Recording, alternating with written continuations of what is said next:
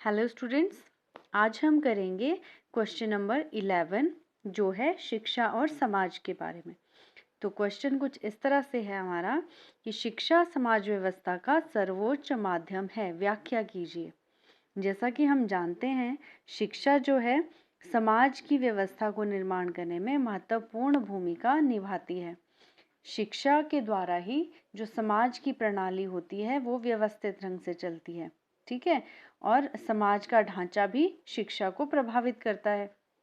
ज्ञान का प्रसार शिक्षा ही करती है और क्या करती है, बालकों को इस लायक बनाती है, ठीक है, कि वो समाज में रह सके। यानी कि उसको समाज में कैसे बिहेव करना है, किस तरह से रहना है, वो सब एक एजुकेशन जो होती है, प्रॉपर एजुकेशन हमें सिखाती है, ठीक है। तो इसमें मैकाइवर और पेज कहते हैं कि मनुष्य समाज पर अपनी सुरक्षा, आराम, पालन पोषण, शिक्षा तथा अन्य महत्वपूर्ण अवस्थाओं तथा सेवाओं के लिए निर्भर है। कहने का मतलब क्या है कि अपनी छोटी छोटी ज़रूरतों के लिए मनुष्य जो है समाज पर निर्भर होता है, ठीक है। और शिक्षा और समाज व्यवस्था के बारे में है next topic, education and social order, ठीक है। जैसा कि हम जानते हैं कि शिक्षा के द्वारा ही समाज में जो है नई मान्यताओं का विकास और निर्माण होता है। अगर हम एजुकेटेड होंगे तभी हम समाज को प्रॉपर समाज व्यवस्था बनाए रखने के लिए जो एजुकेशन होती है वो ज़रूरी होती है, ठीक है। तो फर्स्ट इसमें हेडिंग है कि किस तरह से सहयोग देती है शिक्षा समाज व्यवस्था को बनाए रखने के लिए। सबसे पहले है सांस्कृतिक वंशक्रम, यानी कि कल्चरल हेरिटेज। जैसा कि हम जानते हैं, शिक्षा जो क्या है, हजारों वर्षों से सांस्कृतिक वंशक्रम में चली आ रही है। यानी कि पीढ़ी दर पीढ़ी इसमें क्या होता है, ट्रांसफ़र हो जाती है। ये जो बड़े लोग होते हैं वो छोटों को एजुकेशन देते हैं, ठीक है। उसमें आपकी सांस्कृतिक परंपराएं होती हैं, ठीक है, जो आपके शिक्षा के कारण ही विद्यमान है और समाज में व्यवस्था बनाए हुए हैं। सेकंड है मानव विकास, यानी कि ह्यूमन डेवलपमेंट। जिस प्रकार शारीरिक विकास के लिए खाना ज़रूरी है हमें, ठीक है, वैसे ही आपके जो माइंड होता है उसकी डेवलपमेंट के लिए हमारे को एजुकेशन ज़रूरी है, ठीक है। अगर एजुकेशन नहीं होगी, प्रॉपर एजुकेशन नहीं होगी तो मानव कैसा हो जाएगा, जंगली या वहशियाना आदतों का शिकार हो जाएगा वो, ठीक है। जैसे पुराने ज़माने में लोग रहते थे, आदि मानव होते थे, उनको क्या था, किसी चीज़ का कोई तरीका नहीं था क्योंकि उनके पास कोई प्रॉपर एजुकेशन नहीं थी।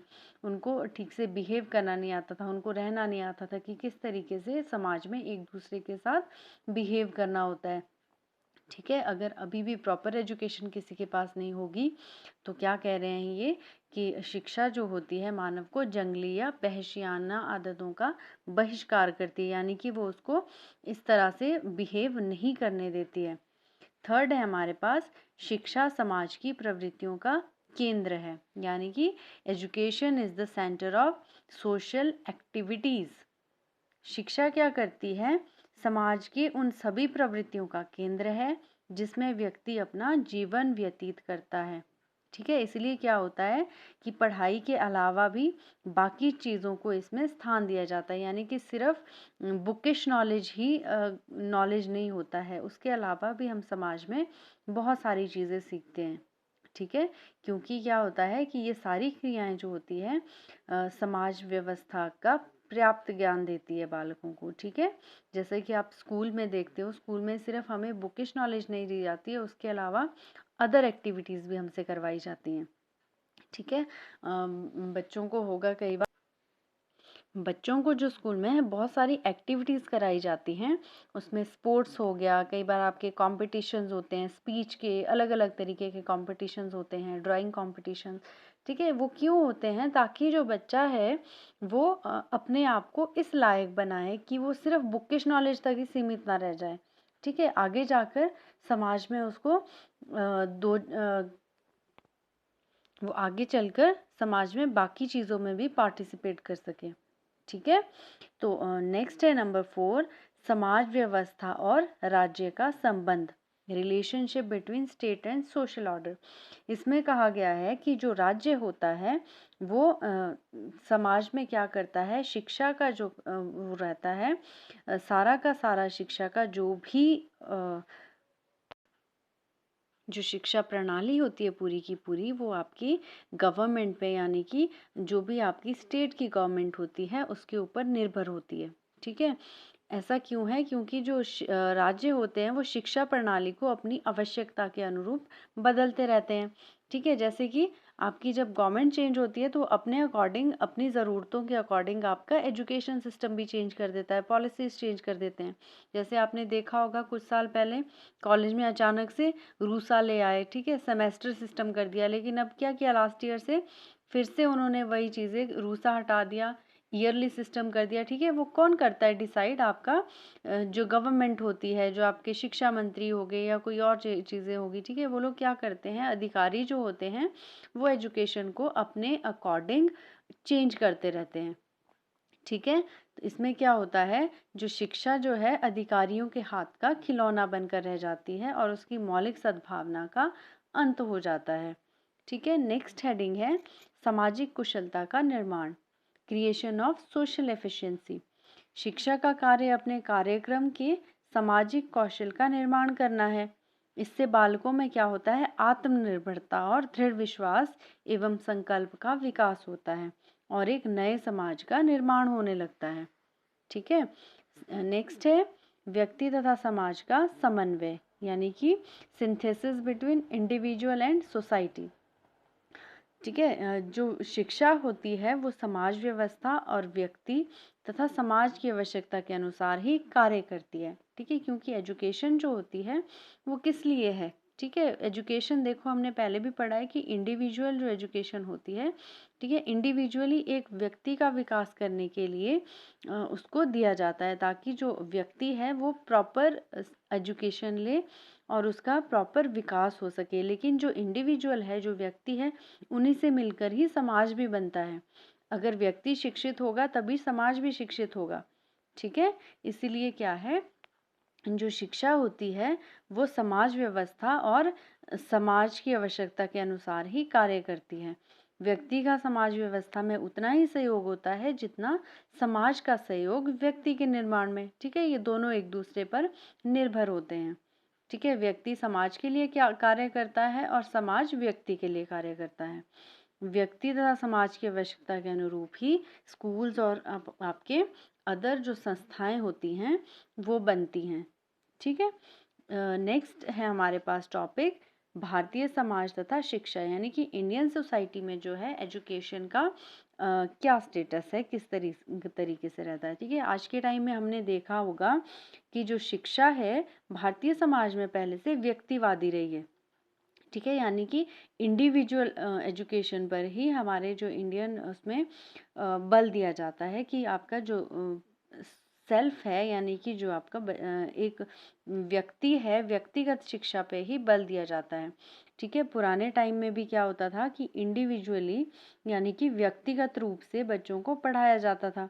ठीक है, यहाँ पर क्या है कि जो समस्त समाज है वो अनेक धर्मों, जातियों और कबीलों में बंटा हुआ है और वो सब अलग अलग विश्वासों के प्रति आस्था रखते हैं। ठीक है, तो उनको लेकिन फिर भी वो कैसे हैं, भावनात्मक रूप से एक है। ठीक है, लेकिन भारतीय समाज की जितनी अच्छाइयाँ हैं उतनी बुराइयाँ भी हैं। ठीक है, बुराइयों का अर्थ है सामाजिक बुराइयों से। ठीक है, सामाजिक बुराइयाँ यानी कि रिश्वत हो गया, भ्रष्टाचार, जमाखोरी। ठीक है, ये ऐसी चीज़ें हैं जिससे जो हमारी समाज व्यवस्था है वो आज के टाइम में चरमरा उठी है, यानी कि अनबैलेंस हो चुकी है। लेकिन अगर जो है व्यक्ति शिक्षित होगा, ठीक है, तभी उसको इन चीज़ों के बारे में पता होगा। ठीक है, और आज के टाइम में क्या है कि हर व्यक्ति इन चीज़ों को अनुभव करने लगा है कि समाज जो है शिक्षा के बिना विकसित नहीं हो सकता। ठीक है, इसलिए एक बच्चे के पास प्रॉपर एजुकेशन होना ज़रूरी है। ठीक है, नेक्स्ट है हमारे पास भारतीय समाज की प्रकृति, यानी कि nature of Indian society. Bharatiya Samaj कैसा है, हमने अभी भी पढ़ा कि अनेक समाजों और संस्कृतियों का समूह है। ठीक है, यहाँ पर क्या है, बहुत सारी भिन्नताएं पाई जाती हैं। ठीक है, बहुत सारी भिन्नताएं, यानी कि धर्मों में, जातियों में अलग अलग तरीके से हम लोग बटे हुए हैं, ठीक है। और यहाँ पर क्या है, इनकी जो एकता का आभास नहीं होता है, ठीक है। अनेक विविधता लेकिन क्या है, जो हम पहले से भी पढ़ते आए हैं कि अनेक विविधताओं के होते हुए भी इसमें एकता पाई जाती है, ठीक है। भारतीय समाज का इतिहास साक्षी है कि यहाँ पर राजतंत्र रहा है पहले से। इसमें क्या होता था, राजतंत्र में यानी कि राजा होते थे, ठीक है। राजाओं का ही राज चलता था, जैसे राजा अपने राज्य को चलाना चाहते थे उसी तरीके से सब कुछ होता था, ठीक है। लेकिन आज क्या है, शिक्षा के जागरण के कारण ही हम प्रजातंत्र की ओर आए हैं, ठीक है। प्रजातंत्र की भावना का विकास हुआ है एजुकेशन के द्वारा। पहले क्या होता था, लोग ज़्यादा एजुकेटेड नहीं होते थे, ठीक है। जो राजा ने कह दिया वो फाइनल होता था। लेकिन आज के टाइम में क्या है, हम प्रजातंत्र में रहते हैं और प्रजा के द्वारा ही हम एक लीडर को चुनते हैं, ठीक है। और जो लीडर चुना जाता है वो आपका कैसा होगा, हम एक कुशल नेता चुनने की कोशिश करते हैं हर बार, जो हमारे लिए अच्छा काम करे। लेकिन राजा क्या होता था, अच्छा है बुरा है जो भी है हम कुछ नहीं कर पाते थे, ठीक है। वो राजा है तो राजा वही रहेगा, उसको हम चेंज नहीं कर सकते थे, ठीक है। तो ये कैसे हुआ, ये आपका एजुकेशन के डेवलपमेंट के बाद ही हुआ, ठीक है। तो एजुकेशन का क्या रोल रहता है विभिन्न धार्मिक समूहों को नियंत्रित करने में, ठीक है। सबसे पहले तो है नवीन आदर्शों की स्थापना, यानी कि जो एजुकेशन है उसके द्वारा हम नई जो समाज में आदर्शों की स्थापना कर सकते हैं, ठीक है। यानी कि जो शिक्षा है, शिक्षा के द्वारा ही आधुनिक समाज में ज्ञान का विकास की जो गति है वो तीव्र हुई है, ठीक है। यानी कि तेज गति से ज्ञान का विकास हो रहा है, ठीक है। यह परिवर्तन शिक्षा के कारण आया है। जिज्ञासा की उत्पत्ति से मन में रुचि, मनोवृत्ति, मूल्यों तथा कुशलताओं का उचित विकास होता है, ठीक है। और सेकंड है हमारे पास भौतिक, सामाजिक तथा आध्यात्मिक मूल्य। वर्तमान परिस्थितियों में भारतीय समाज व्यवस्था को उचित रूप देने के लिए आवश्यक है कि पाठ्यक्रम में नैतिक, सामाजिक तथा आध्यात्मिक मूल्यों के शिक्षण को स्थान दिया जाए। यानी कि जो हमारा एजुकेशन सिस्टम है, जो आपका सिलेबस है, सिलेबस में आपका ये चीज़ें भी होनी चाहिए। नैतिक यानी कि मॉरल एजुकेशन हो गया, सोशल एजुकेशन हो गया, ठीक है। और आध्यात्मिक मूल्यों का शिक्षण भी देना चाहिए, यानी कि धर्म के बारे में पढ़ाया जाना चाहिए, ठीक है। इसके संदर्भ में कोठारी शिक्षा आयोग ने कुछ सुझाव दिए हैं। कोठारी शिक्षा आयोग क्या है, ये एक आयोग है, ये एक ऐसी संस्था है जो एजुकेशन के बारे में फैसले लेती है और उसमें क्या करती है, अलग अलग जो ज़रूरी परिवर्तन होते हैं उनको ये करते हैं, ठीक है। क्या कहते हैं कोठारी शिक्षा आयोग की, केंद्रीय तथा राज्य सरकारों को विश्वविद्यालय के लिए सिफारिशों को सामाजिक, नैतिकता, आध्यात्मिक विकास को लागू करना चाहिए। यानी कि जो आपका पाठ्यक्रम है उसमें आध्यात्मिक विकास के लिए ये सारी चीज़ें लागू कर देनी चाहिए। यानी कि आध्यात्मिक, नैतिक और सामाजिक शिक्षा को उसमें पढ़ाया जाना चाहिए। जो प्राइवेट स्कूल तथा कॉलेज हैं उनको भी इन चीज़ों का पालन करना चाहिए।